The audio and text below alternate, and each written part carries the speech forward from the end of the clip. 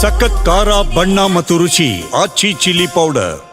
ಆರ್ಸಿಬಿಯ loyal ಆಟಗಾರ ವಿರಾಟ್ ಕೊಹ್ಲಿ ಕಳೆದ 18 ವರ್ಷಗಳಿಂದ ಆರ್ಸಿಬಿ ಜೊತೆಗಿರುವಂತಹ ಕೊಹ್ಲಿಗೆ ಆರ್ಸಿಬಿ ಬಿಟ್ಟು ಹೋಗೋ ಮನಸ್ಸಾಗ್ತಿಲ್ವಾ? ಈ ಪ್ರಶ್ನೆ ಮೂಡೋದಕ್ಕೆ ಕಾರಣ ಆರ್ಸಿಬಿ ಫ್ರಾಂಚೈಸಿಯ ಪಾಲುದಾರಿಕೆ ಪ್ಲಾನ್.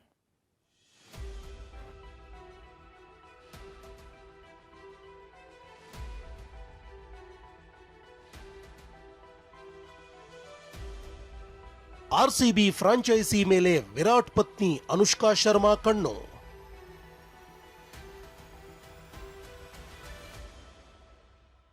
$400 ಕೋಟಿಗೆ %3 ಆರ್ಸಿಬಿ ಪಾಲು ಖರೀದಿಸಲು ಆಸಕ್ತಿ. ಹೌದು, ಸಾಮಾಜಿಕ ಜಾಲತಾಣದಲ್ಲಿ ಇಂತಹದ್ದೊಂದು ಚರ್ಚೆ ಶುರುವಾಗಿದೆ.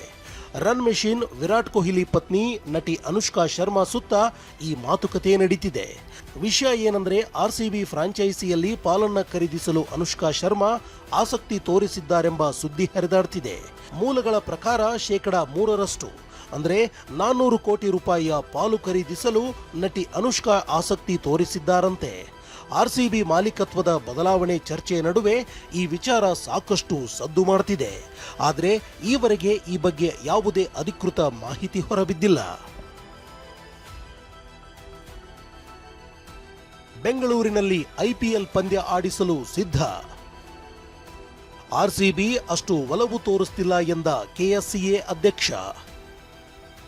ಇನ್ನು ಬೆಂಗಳೂರಿನ ಚಿನ್ನಸ್ವಾಮಿ ಕ್ರೀಡಾಂಗಣದಲ್ಲಿ ಪಂದ್ಯಗಳನ್ನು ನಡೆಸಲು ಗೃಹ ಇಲಾಖೆ ಅನುಮತಿ ಕೊಟ್ಟಿದೆ. ಕೆಎಸ್ಸಿಎ ಕೂಡ ಪಂದ್ಯ ನಡೆಸಲೇಬೇಕಂತ ಪಣ ತೊಟ್ಟು ನಿಂತಿದೆ. ಆದರೆ ಆರ್ಸಿಬಿ ಮ್ಯಾನೇಜ್ಮೆಂಟ್ ಬೆಂಗಳೂರಿನಲ್ಲಿ ಪಂದ್ಯಗಳನ್ನು ಆಯೋಜನೆ ಮಾಡೋದಕ್ಕೆ ಒಲವು ತೋರಿಸ್ತಾ ಇಲ್ವಂತೆ. ಹೀಗಾಗಿ ಮಾಧ್ಯಮಗಳ ಜೊತೆ ಮಾತನಾಡಿದ ಕೆಎಸ್ಸಿಎ ಅಧ್ಯಕ್ಷ ವೆಂಕಟೇಶ್ ಪ್ರಸಾದ್, ಆರ್ಸಿಬಿಗೆ ಏನೇ ಸಂಶಯಗಳಿದ್ರೂ ಸರ್ಕಾರದ ಜೊತೆ ಮಾತನಾಡಲಿ ಎಂದಿದ್ದಾರೆ. 7 ಹೋಮ್ ಮ್ಯಾಚಸ್, 7 ಹೋಮ್ ಗೇಮ್ಸ್, ಅದನ್ನ ಅವರು ನಮ್ಮ ಎಂ ಚಿನ್ನಸ್ವಾಮಿ ಸ್ಟೇಡಿಯಂನಲ್ಲಿ ಆಡಬೇಕು ಅಂತ ಕೋರ್ಕೊಳ್ತೀನಿ. ಇದು ನನ್ನ ಪ್ರಾರ್ಥನೆ. ಇವಾಗ the ball is in RCB's court. Government ಅವ್ರ ಹತ್ರ ಮಾತಾಡಿ, ನೀವು ಎಕ್ಸ್ಪ್ಲೇನ್ ಮಾಡಿ ಏನು ಅಂತ ಹೇಳಿ, ಏನಿದೆ, ಏನು ಮಾಡಬೇಕು, ಅವ್ರ ಪ್ರಕಾರ ಏನು ಮಾಡಬೇಕು ಅಂತ ಕೇಳಿ ಅದೆಲ್ಲ ಮಾಡಿ ಅವರು ಮುಂದೆ ತಗೊಂಡೋಗೋದು ತುಂಬಾ ಮುಖ್ಯ. ಇನ್ನು 10 ದಿನಗಳಲ್ಲಿ ಆರ್ಸಿಬಿ ತನ್ನ ನಿರ್ಧಾರ ತಿಳಿಸುವುದಾಗಿ ಕೆಎಸ್ಸಿಎ ಕಾರ್ಯದರ್ಶಿ ಸಂತೋಷ್ ಮೆನನ್ ಹೇಳಿದ್ದಾರೆ. ಅಪ್ರಿಹೆನ್ಷನ್ಸ್ ಇದೆ, ಅದ್ರ ಬಗ್ಗೆ ಚರ್ಚೆ ನಡೀತಾ ಇದೆ, ಅದ್ರ ಬಗ್ಗೆ ಚರ್ಚೆ ನಾವು ಮಾಡ್ತಾ ಇದೀವಿ. ಪ್ರೆಸಿಡೆಂಟ್ ಹೇಳ್ದಂಗೆ ball is in their court, ಅವರು ಡಿಸೈಡ್ ಮಾಡಬೇಕು ಅವ್ರು ಇಲ್ಲಿ ಆಡ್ಬೇಕಾ ಬೇಡವಾ ಅಂತ. ಅದನ್ನ ಅವರು ಟೈಮ್ ತಗೊಂಡಿದ್ದಾರೆ, ಅವ್ರು ಇಲ್ಲ ಅಂತ ಹೇಳಿಲ್ಲ ಇದುವರೆಗೂ. ಈ 1 ವಾರ 10 ದಿನದಲ್ಲಿ ಹೇಳ್ತೀನಿ ಅಂತ ಹೇಳವ್ರೆ. 10 ದಿನದಲ್ಲಿ ಹೇಳ್ಬೋದು, 15 ದಿನದಲ್ಲಿ ಹೇಳ್ಬೋದು.